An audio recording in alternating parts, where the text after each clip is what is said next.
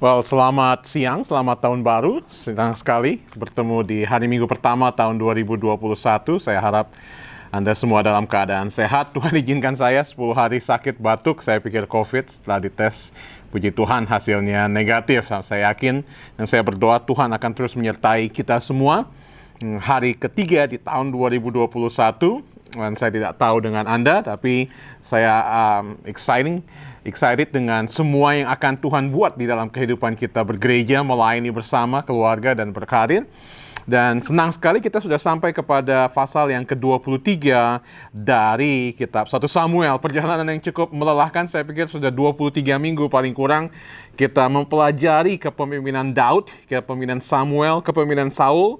Dan saat ini kita akan melihat sekali lagi di dalam pasalnya yang ke-23 ketika kita berbicara mengenai bagaimana pemimpin yang mencari Allah. Dari 1 Samuel pasalnya yang ke-23. Mari kita minta pimpinan Tuhan sekali lagi. Bapa, di dalam nama Tuhan Yesus, hamba datang dan mohon kekuatan, berkat, anugerah, urapan dari Tuhan untuk menjadi berkat buat sahabat-sahabat hamba siang hari ini di Dallas area yang akan belajar bersama-sama, dan hamba mohon Tuhan berkati 1 Samuel 23 ini dapat kami cerna, kami pelajari, kami nikmati, kami renungkan, dan kami bagikan kepada banyak orang. Terima kasih Bapa, di dalam nama-Mu kami berdoa dan mengucap syukur. Amin. Nah, kita melihat di sini apa yang dikatakan oleh kitab 1 Samuel ketika dikatakan, diberitahukanlah kepada Daud begini, ketahuilah orang Filistin berperang melawan kota Kehila dan menjarah tempat-tempat pengirikan. Tidak banyak yang kita ketahui tentang kota Kehila ini. Kita tahu bahwa kota itu, kalau kita melihat di dalam peta ini, Daud sedang berada di daerah Adulam, pasal 22, bagian awal. Dia bersembunyi di gua Adulam, dan kemudian kota Keilah atau Kehila dalam bahasa Inggris, Kehila dalam bahasa Indonesia, ada sedikit di bawahnya. Dan diperkirakan pada waktu itu Kehila ada tempat yang cukup subur, sehingga ada panen yang sedang terjadi pada waktu itu. Dan tentu saja musuh mereka Filistin tergiur melihat panen yang ada, dikatakan menjarah tempat-tempat pengirikan. Dan tentu saja Anda tahu bahwa ketika orang panen, mereka semua sedang fokus ke sana dan mereka tidak memiliki kekuatan untuk melawan musuh-musuhnya. Itu sebabnya kemudian mereka datang mengirim utusan kepada Daud yang mereka tahu tidak jauh dari sana. Ada yang mengatakan sekitar 12 sampai 15 mil jauhnya. Dan kemudian Daud bertanya kepada Tuhan, ayat yang kedua, apakah aku akan pergi mengalahkan orang Filistin itu? Jawab Tuhan kepada Daud, pergilah, kalahkanlah orang Filistin itu dan selamatkanlah Kehila. Tetapi orang-orang Daud berkata kepadanya, ingatlah, sedangkan di sini di Yehuda kita sudah ketakutan, apalagi kalau kita pergi ke Kehila melawan barisan perang orang Filistin. Tentu saja kekhawatiran yang diberikan oleh pengawal-pengawal Daud sangat beralasan. Mereka pada waktu itu belum sampai 600 orang. Selanjutnya kita melihat jumlahnya bertambah sampai dengan 600 orang. Dan mereka tahu kekuatan Filistin jauh lebih besar. Dan juga mereka harus tetap waspada bahwa Saul dan pasukannya akan tetap masih terus mencari. Dan kita melihat bahwa mereka kemudian memberikan alasan. Dan kemudian Daud bertanya lagi kepada Tuhan. Maka Tuhan menjawab dia, firman-Nya, bersiaplah, pergilah ke Kehila, sebab aku akan menyerahkan orang Filistin itu ke dalam tanganmu. Kemudian pergilah Daud dengan orang-orangnya ke Kehila. Ia berperang melawan orang Filistin itu. Dihalaunya ternak mereka dan ditimbulkannya kekalahan besar di antara mereka. Demikianlah Daud menyelamatkan penduduk Kehila. Nah, kita akan melihat di dalam bagian ini bagaimana Daud sebagai pemimpin yang mencari Allah. Dia bertanya kepada Tuhan, Tuhan menjawab.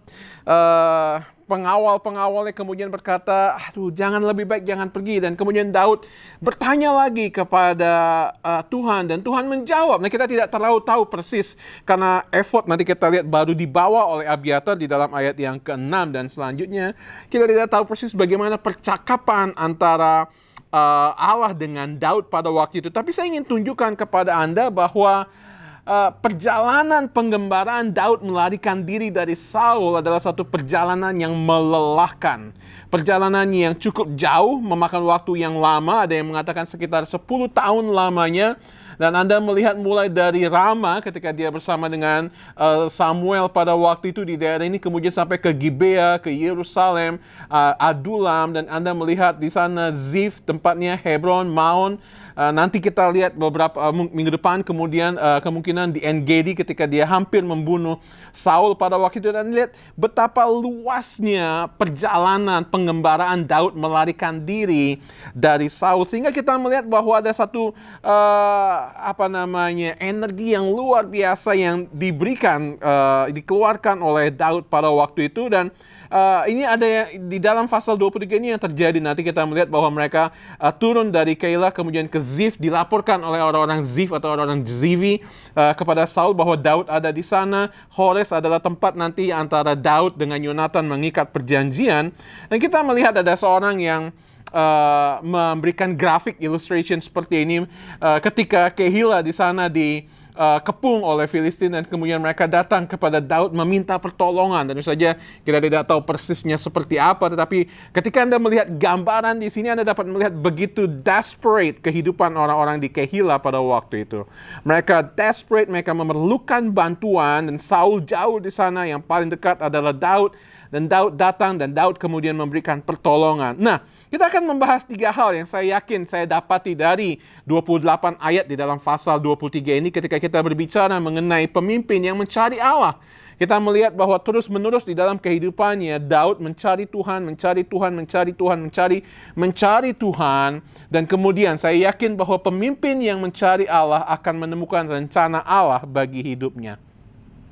Bukan saja pemimpin yang mencari Allah akan menemukan rencana Allah bagi hidupnya, tetapi dia akan membuktikan janji Allah di dalam melalui hidupnya. Ada janji Allah yang akan dia nyatakan melalui hidupnya, dan yang kemudian dia akan mengalami perlindungan Allah di dalam hidupnya. 3 hal ini yang saya yakini diajarkan oleh ke-28 ayat di dalam pasal yang ke-23.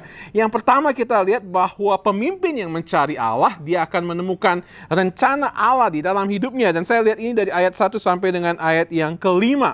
Nah, Anda melihat bahwa ada satu hal yang kita dapat, beberapa hal yang dapat kita pelajari di sini ketika kita melihat bagaimana Daud dengan tekun mencari Allah, menunjukkan beberapa pelajaran kepada kita. Yang pertama, Daud bersandar penuh kepada kekuatan Allah. Kita tidak tahu persis, mungkin ini tahun ke-7, tahun ke-8 penggembaraan dia, pelarian dia dari Saul, tapi dia tahu betul bahwa dia perlu divine intervention dari Allah untuk hidupnya, sehingga dia tanya. Ketika pengawal-pengawalnya berkata, jangan. Dia bertanya lagi kepada Allah, dan dia tahu bahwa tanpa kekuatan dari Tuhan, dia tidak mampu untuk melakukan semuanya itu. Tapi kita lihat juga bahwa Daud memiliki hubungan yang erat dengan Allah. Dia bertanya, Allah menjawab. Dia bertanya, Allah menjawab. Dan Anda harus tahu bahwa pada waktu itu, Allah menjawab melalui imam atau melalui nabi. Daud bukan imam dan bukan nabi, tetapi karena hubungannya yang dekat, karena apa yang sudah dia lakukan untuk Tuhan, maka Tuhan menjawab doa dia langsung tanpa perantara. Hubungan yang manis antara Daud dengan Allah. Tapi kita juga melihat di sini perbandingan antara spiritualitas Daud dengan spiritualitas Saul. Kita tahu bahwa Saul sibuk mencari Daud, tetapi Daud sibuk mencari Tuhan. Ini yang harus kita lihat, perbandingan yang sangat kontras dari keduanya. Apakah yang dapat dikatakan tentang Anda ketika orang berkata tentang Anda? Roni sibuk mencari uang atau Roni sibuk mencari Tuhan? Saya rindu yang dinyatakan oleh orang, apapun profesi Anda seorang accountant, Anda seorang computer scientist, Anda seorang nurse, atau apapun juga, apakah yang dikatakan orang tentang Anda? Orang itu sibuk mencari Tuhan, dan tidak seperti Saul yang sibuk terus mencari musuhnya dan melupakan. Satu hal yang saya lihat di dalam bagian ini adalah bagaimana kepahlawanan, tapi kita tahu bahwa bukan saja kepahlawanan, keperkasaan Daud ditunjukkan di sini, tetapi yang saya lihat di sini adalah selflessness dari Daud. Okay? Kita akan melihat bahwa saat itu dia dapat saja memilih untuk menyembunyikan dirinya. Dia sedang berada dalam kesusahan seperti yang dikatakan oleh para pengawalnya pada waktu itu. Tetapi dia tahu bahwa adalah lebih baik bagi dia, seorang yang sudah diurapi oleh Tuhan untuk menjadi raja, untuk membela rakyatnya. Dia tahu bahwa itu adalah rakyatnya. Walaupun nanti mereka akan mau menyerahkan dia kepada Saul, tapi dia tahu sebagai seorang yang sudah diurapi oleh Tuhan, dia harus menemukan rencana Allah dalam hidupnya dan menjalankan rencana Allah melalui hidupnya. Menemukan rencana Allah bagi hidupnya dan menjalankan rencana Allah itu di dalam hidupnya. Dan saya ingin mengajak Anda untuk melihat di dalam ayat yang kelima. Ayat yang kelima, saya yakin itu adalah the purpose of David. Rencana Allah bagi Daud. Dikatakan demikianlah Daud menyelamatkan penduduk Kehila. Jangan lewatkan kalimat yang Anda pikir sederhana seperti ini. Anda harus yakini bahwa inilah yang Allah maksudkan bagi Daud. Demikianlah Daud menyelamatkan bangsa Israel. Bukan saja Kehila. Demikianlah Daud menyelamatkan bangsa Israel. Demikianlah Daud menyelamatkan Kehila, ternaknya dan semua hasil panennya pada waktu itu. Dan itulah maksud rencana Allah dalam kehidupan Daud walaupun dia berada di dalam penggembaraan. Anda tahu beberapa puluh tahun yang lalu, kurang lebih awal tahun 2000-an, ada buku yang ditulis yang menjadi New York Times bestseller, Purpose Driven Life by Rick Warren. Pertanyaan yang disampaikan oleh Rick sangat sederhana. What on earth I am here for? Untuk apa saya berada di dalam dunia ini? Tapi dia mengatakan seperti ini. God created you to fulfill the purpose He has planned for you. So each one of us, setiap kita sudah memiliki rencana yang Allah sudah buat di dalam kehidupan kita. Dan itulah sebabnya Allah ingin Anda menjalankan rencana Allah tersebut di dalam kehidupannya. Tapi seharusnya tahu bahwa seringkali apa yang terjadi di dalam kehidupan kita tidaklah seperti yang kita bayangkan, sepertilah yang kita pikirkan, seperti yang kita rindukan.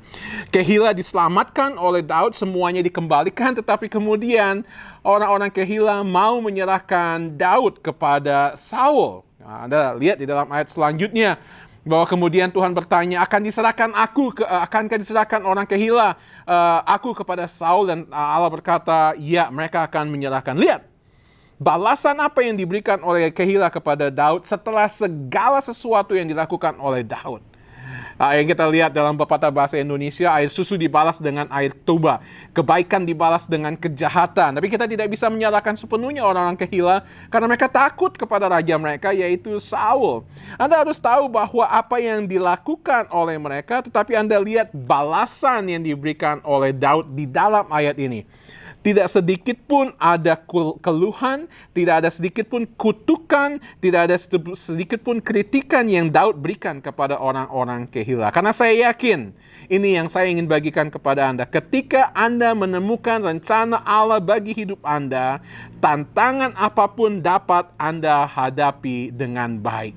Ketika Anda menemukan rencana Allah di dalam hidup Anda, ada masalah, ada kejahatan yang dibalaskan terhadap kebaikan Anda. Seperti dalam kasus Daud dengan orang-orang Kehila. Tetapi dia dapat menghadapinya dengan baik karena dia tahu, saya punya maksud dari Tuhan. Saya punya rencana Tuhan dengan baik. Yang kedua, kita melihat bahwa ketika pemimpin mencari Allah, bukan saja dia menemukan rencana Allah dalam hidupnya, tetapi dia akan membuktikan janji Allah melalui hidupnya. Kita lihat apa yang kemudian terjadi ketika mereka kemudian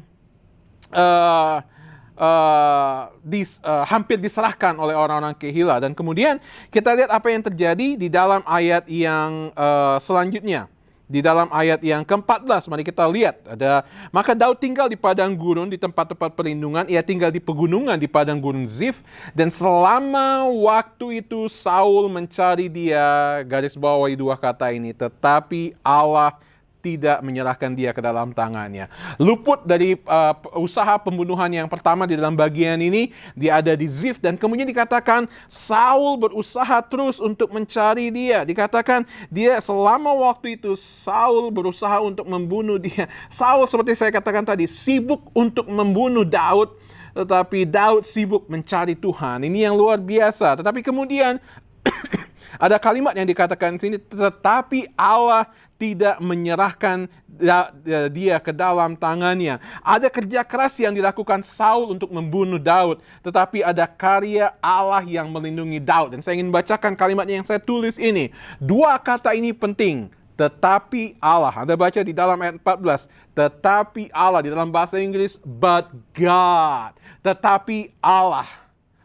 Ada iblis yang berusaha untuk menentukan semangat pelayanan kita. Tetapi Allah. Ada iblis yang berusaha untuk membunuh karakter kepemimpinan Anda. Tetapi Allah. Ada iblis yang berusaha untuk menggagalkan pelayanan kita, tetapi Allah. Ada iblis yang berusaha untuk menghancurkan keluarga kita, tetapi Allah. Tetapi Allah, tetapi Allah, tetapi Allah.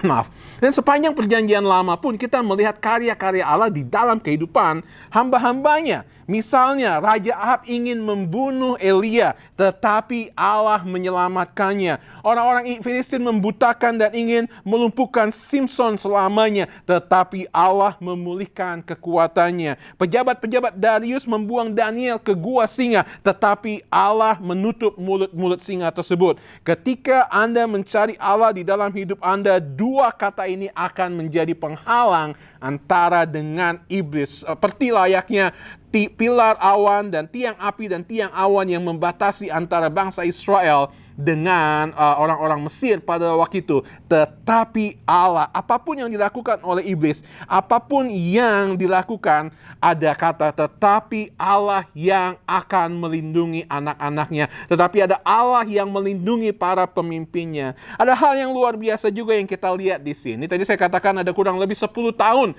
pengembaraan Daud melarikan diri dari Saul. Dan mungkin saat ini adalah 7 tahun ke-7, tahun ke-8 dari pelarian tersebut. Dan Anda tahu bahwa ketika seseorang melarikan diri dengan pasukannya 1-2 tahun masih cukup oke. Tetapi untuk waktu yang selama itu pasti dia exhausted, pasti dia frustrated, pasti dia discouraged, pasti dia merasa lemah, letih, lesu, lunglai, dan lain sebagainya. Dan Tuhan kemudian membawa orang untuk menguatkan Daud. Lihat apa yang terjadi di dalam bagian ini. Ada Yonatan yang diutus oleh Tuhan untuk menguatkan Daud di Hores. Sekali lagi, pada saat Saul sibuk mencari untuk membunuh Daud, Yonatan sibuk untuk berusaha menguatkan Daud. Lihat apa yang kemudian dikatakan di sini. Ayat 16, maka bersiaplah Yonatan anak Saul, lalu pergi kepada Daud di Koresa. Ia menguatkan kepercayaan Daud kepada Allah dan berkata kepadanya, janganlah takut sebab tangan ayahku Saul tidak akan menangkap engkau. Engkau akan menjadi raja atas Israel dan aku akan menjadi orang kedua di bawahmu. Juga ayahku Saul telah mengetahui yang demikian tersebut. Luar biasa. What a humble man. Dia tahu bahwa seharusnya tahta itu milik dia, tetapi dia berkata, tidak, Daud yang akan menjadi raja dan aku hanya akan menjadi orang nomor 2. Tapi lihat apa yang digunakan oleh penulis kitab 1 Samuel ketika dikatakan di dalam ayat 16 bagian akhir, ia menguatkan kepercayaan Daud kepada Allah. Luar biasa, jauh-jauh datang, penuh resiko. Kalau ketahuan sama ayahnya mungkin dia akan dibunuh, tetapi dia berusaha datang. Yonatan datang untuk menguatkan kepercayaan Daud kepada Allah. Dikatakan dalam bahasa Inggris, strengthen him in the hand of God. Menguatkan tangannya di dalam Allah. Tangan Daud mungkin letih lesu untuk berperang melawan musuh-musuhnya, tetapi ada Yonatan yang datang untuk memberikan kekuatan. Ada seorang hamba Tuhan yang bernama Fred Smith berkata seperti ini, ketika saya mencoba untuk menggantikan kekuatan Allah dengan kekuatan saya, maka saya akan menjadi tidak puas, tidak berdaya, panik, dan bahkan akan menjadi kalah. Anda tahu bahwa tidak boleh kita mengatakan kita yang akan menggantikan kekuatan Allah dengan kekuatan kita, karena kita tidak mungkin untuk menggantikan kekuatan Allah dengan kekuatan kita. Yang seharusnya adalah kita mengandalkan penuh kepada kekuatan. Itu sebabnya Paulus berkata kepada jemaat di Filipi setelah dia mengatakan, aku tahu aku telah belajar apa itu artinya kekurangan dan kecukupan. Dia berkata, segala perkara dapat kutanggung di dalam Dia yang memberikan kekuatan kepadaku. Kalimat memberikan kekuatan adalah kalimat yang merupakan kalimat pasif, di mana Paulus adalah orang yang menerima kekuatan tersebut, bertindak pasif, dan Allah lah yang aktif menguatkan Paulus untuk di dalam tugas-tugas pelayanan. Dan ini yang dilakukan oleh Yonatan ketika dia tahu bahwa Daud memerlukan kekuatan. Ketika Anda melihat janji Allah dibuktikan dalam hidup Anda, keyakinan Anda akan masa depan yang Allah siapkan bagi Anda semakin dikuatkan. Semakin hari Anda melihat ada janji yang dibuktikan, dan itu akan terus menguatkan Anda. Yang berikutnya, kita akan melihat bahwa pemimpin yang mencari Allah juga akan mengalami perlindungan Allah di dalam hidupnya. Anda melihat perjalanan selanjutnya di dalam ayat 19. Tetapi beberapa orang Zif pergi menghadap Saul di Gibea dan berkata, Daud menyembunyikan diri dekat kami di kubu-kubu gunung dekat Koresa, di bukit Hakila di sebelah selatan padang belantara. Oleh sebab itu, jika tuanku raja berkenan datang, silakan datang, tanggungan kamilah untuk menyerahkan dia ke dalam tangan raja. Baiklah, berkatalah Saul, diberkatilah kiranya kamu oleh Tuhan karena kamu menunjukkan sayangmu kepadaku. Baiklah, pergilah, carilah kepastian lagi, berusaha untuk mengetahui di mana ia berada dan siapa yang telah melihat dia di sana, sebab telah dikatakan orang kepadaku bahwa ia sangat cerdik. Anda lihat bahwa Saul memberikan tugas kepada mereka, dikatakan, oke, cari tahu, selidiki dengan pasti siapa yang telah melihat dia, di mana dia berada dan kekuatannya, dan ada hal yang dilakukan. Dan kemudian apa yang dikatakan di dalam ayat 24, lalu berkemaslah mereka pergi ke Zif mendahului Saul, Daud dan orang-orangnya ada di padang gunung Maon di dataran di sebelah selatan padang belantara. Ketika Saul dengan orang-orangnya pergi mencari Daud, diberitahukan hal itu kepada Daud, lalu pergilah ia ke gunung batu dan tinggal di padang gunung Maon. Saul mendengar hal itu lalu mengejar Daud di padang gunung Maon. Saul berjalan di sisi gunung sebelah sini dan Daud dengan orang-orangnya dari sisi gunung sebelah sana. Daud cepat-cepat mengalahkan Saul, tapi Saul dengan orang-orang yang sudah hampir mengepung Daud serta orang-orangnya untuk menangkap mereka. Ketika seorang suruhan datang kepada Saul dengan pesan, segeralah undur sebab orang Filistin telah menyerbu negeri. Maka berhentilah Saul mengejar Daud dan pergi menghadapi orang Filistin. Itulah sebabnya orang menyebut tempat itu Gunung Batu Keluputan. Tahukah Anda bahwa di dalam perjalanan ini kemudian Daud mendapat inspirasi dari Tuhan dan dia menulis Mazmur pasal yang ke-54. Kita tahu bahwa nyanyian pengajaran Daud ketika orang Zifi datang mengatakan kepada Saul, Daud bersembunyi kepada kami. Ya Allah, selamatkanlah aku karena namamu, berikanlah keadilan kepadaku karena keperkasaanmu. Anda lihat bahwa apa yang dilakukan oleh Daud pada waktu itu adalah dia mengadu kepada Tuhan. Dia mengadu kepada Tuhan dan dia berkata, ya Allah, dengarkanlah doaku, berilah telinga kepada ucapan mulutku, sebab orang-orang yang angkuh bangkit menyerang aku, orang-orang yang sombong ingin mencabut nyawaku, mereka tidak mempedulikan Allah. Sesungguhnya Allah adalah penolongku, Tuhanlah yang menopang aku. Biarlah kejahatan itu berbalik kepada seteru-seteruku, binasakanlah mereka karena kesetiaanmu. Dengan rela hati aku akan mempersembahkan korban kepadamu, bersyukur sebab namamu baik ya Tuhan, sebab ia melepaskan aku dari segala kesesakan dan mataku memandangi musuhku. What a man of God. Anda lihat, dihianati oleh orang-orang Zif, dikejar oleh orang-orang yang dia tolong, Saul, banyak dia tolong oleh Daud, dan kemudian dia masih berkata, Anda lihat betapa positifnya attitude dari Daud di sini. Kita melihat bagaimana dia selalu memandang kepada Tuhan dan berharap kepada Tuhan saja. Dan apa yang dikatakan adalah ketika dia sungguh-sungguh yakin bahwa Tuhan akan meluputkan dia dari musuh-musuhnya. Sebabnya dikatakan di dalam ayat 28, maka berhentilah Saul mengejar Daud dan pergi menghadapi orang Filistin. Itulah sebabnya orang menyebut tempat itu Gunung Batu Keluputan. The Rock of Escapes.